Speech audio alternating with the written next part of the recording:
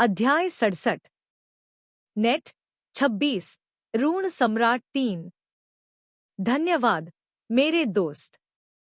कृपया मुझे सिर्फ एक रात के लिए राजकुमारी एलेना की परिचारिका बनने की अनुमति दें। तुम चालाक छोटे क्रैकन एलेना को हमारी योजनाओं के बारे में बताकर मुझे धोखा देने की कोशिश कर रहे हो, है न? टीएसके कैरन ने अपनी जीभ चटकाई, आश्चर्यचकित थी कि एरियल कैसे उसकी योजना को अंजाम देने से पहले ही पता लगा पाई।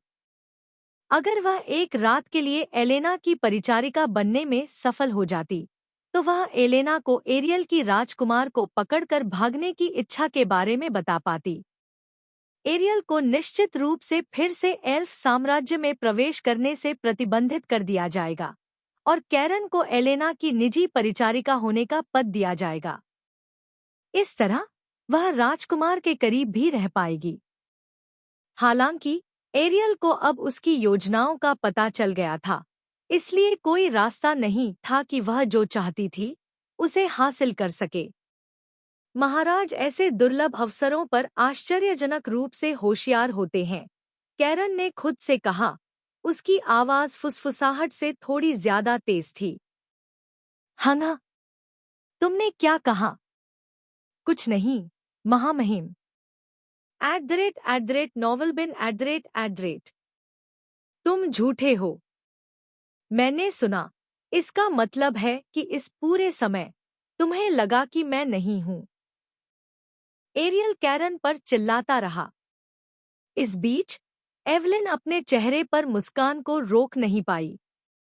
वह एरियल और कैरन की हर बात सुन सकती थी, भले ही वे एक दूसरे से फुसफुसा रहे थे। वह उनकी बातों से परेशान नहीं थी क्योंकि वह जानती थी कि उसकी सबसे अच्छी दोस्त कभी भी उसे परेशान करने के लिए कुछ नहीं करेगी।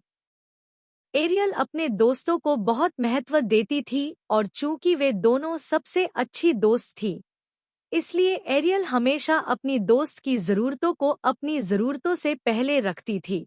लेकिन एवलिन समझ गई थी कि एरियल ओरियन को अपने राज्य में क्यों लाना चाहती थी। युद्ध के दौरान, जिसने सभी राज्यों को प्रभावित किया, एक समय ऐसा भी था जब दानव राज्य की पिशाच जाति को अब तक की सबसे शक्तिशाली जाति माना जाता था।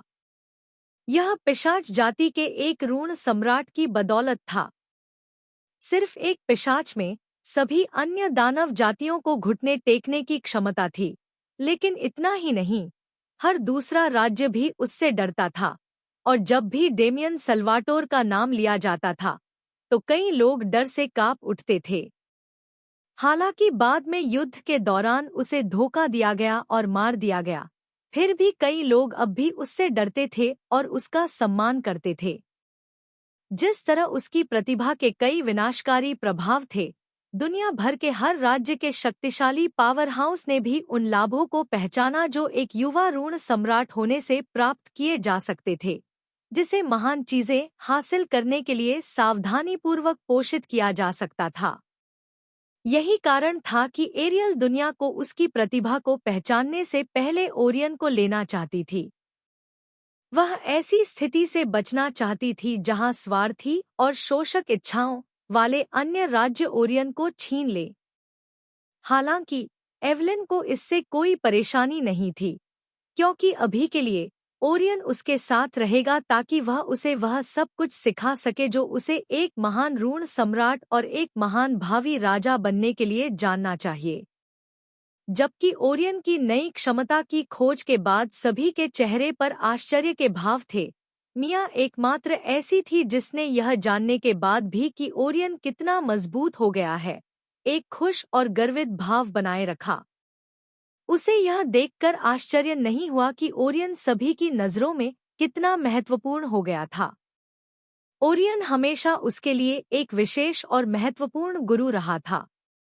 वह यह भी सुन सकती थी कि भीड़ और दर्शक अपने भावी राजा की कितनी जय जयकार और प्रशंसा कर रहे थे, और इससे उसे ओरियन की आत्मा संरक्षक होने पर और भी अधिक गर्व महसूस हुआ।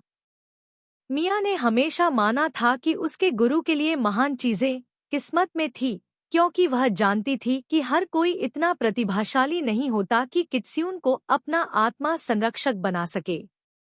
ओरियन मिया के लिए कितना खास था, लेकिन मिया के चेहरे का भाव अचानक बदल गया जब उसने देखा कि ओरियन ने आगे क्या किया।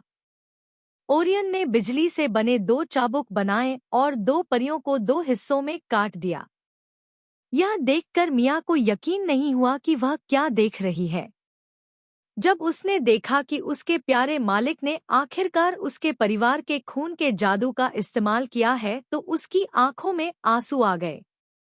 जब मिया ने ओरियन को कित्स्यून जादू के बारे में बताया तो उसे पता था कि ओरियन को इसके बारे में जानने में वाकई दिलचस्पी थी और वह उसे सिखाना चाहती थी। लेकिन उसकी माँ ने उससे कहा था कि कित्स्यून कबीले के किसी व्यक्ति के अलावा किसी और के लिए उसके परिवार के खून के जादू को सीखना असंभव है। मिया इस बात से खुश नहीं थी क्योंकि वह अपने प्यारे मालिक को बहुत खुश करना चाहती थी, लेकिन चूंकि वह उसे नहीं सिखा सकती थी, इसलिए उसने ओरियन को कित्स्यून जादू सीखने का विचार छोड़ दिया। हालांकि अब जबकि ओरियन उसके परिवार के सबसे कम स्तर के जादू का उपयोग कर रहा था, मिया उसे और भी शानदार और मजबूत युद्ध तकनीक सिखाने के लिए उसके साथ मुकाबला करने और प्रशिक्षण लेने के लिए इंतजार नहीं कर सकती थी। मिया देखती रही कि आखिरकार लड़ाई खत्म हो गई। लूना अपने घुटनों पर गिर गई और लड़ाई छोड़ दी। गणेश ने ओरियन को विजेता घोषित किया और भीड़ ने जयकारे लगाए और ओरियन की प्रशंसा की क्योंकि जूनियर नोबल एल्फ टूर्नामेंट आखिरकार खत्म हो गया, जिसमें ओरियन अंतिम चैंपियन बन गया। मिया बिना जाने ही अपनी सीट से तुरंत उठ गई। जब वह उसे देख रही थी तो उसकी पूंछ उत्साह से हिल रही थी। अपने प्रिय गुरु की प्रशंसा और जयकारे लगाए जा रहे थे। वह तेजी से एवलिन की ओर मुड़ी, यह देखने के लिए कि क्या वह अब ओरियन को देख सकती है। मुझे खेद है मिया, बच्चे को अभी एक और काम करना है। मैं वादा करती हूँ कि कल टूर्नामेंट की अंतिम गतिविधि समाप्त होते ही मैं तुम्हें उसे देखने दूंगी। एवलिन ने चेहरे पर मुस्कान के साथ मिया के सिर पर थपथपाया। ठीक है, मिया ने उदास होकर उत्तर दिया। उसके पास बहुत सारे सवाल थे जो वह ओरियन से पूछना चाहती थी, लेकिन चूंकि वह अभी उससे नहीं मिल सकती थी, इसलिए मिया ने कल उससे जो कुछ भी पूछना चाहती थी, उसे मानसिक रूप से नोट करने का फैसला किया। लेकिन जैसे ही ओरियन टूर्नामेंट से बाहर हो जाता, वह सबसे पहले उसे गले लगाती क्योंकि वह उसे बहुत याद करती थी। हालांकि उसे देखे हुए सिर्फ 4 दिन ही हुए थे, लेकिन ऐसा लग रहा था जैसे उसे अपने प्रिय गुरु को देखे हुए महीनों हो गए हों।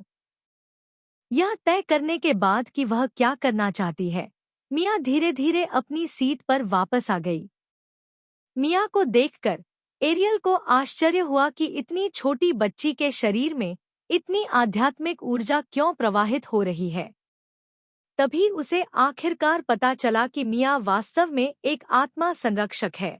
लेकिन जैसे ही यह विचार मन में आया, एरियल ने मिया की 9 पूंछों को भी देखा और उसकी आंखें और भी चौड़ी हो गईं।